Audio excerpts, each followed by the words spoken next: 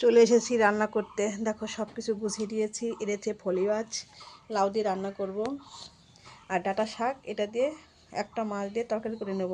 আর আছে এই যে বেগুন সিদ্ধ দেবো।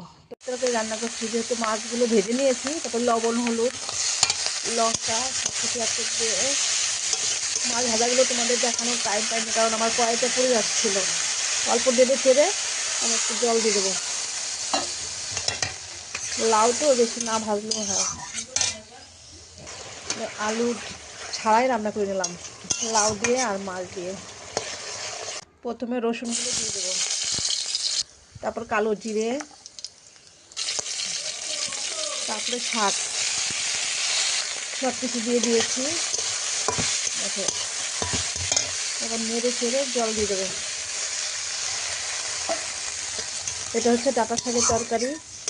আর যেহেতু আমার কড়াইটা পুড়ে গেছে, কাঠের জাল তো, আগে আমি এই তরকারিটা নামিয়ে নিয়েছি, এ কারণে বেশি পুড়ে গেছে। 1 সেকেন্ডের মধ্যে শাকের তরকারি হয়ে গেল। তো এখন আমি ভাত বেড়ে দেবো। তো রেডি গরম গরম ভাত আর লাউয়ের তরকারি।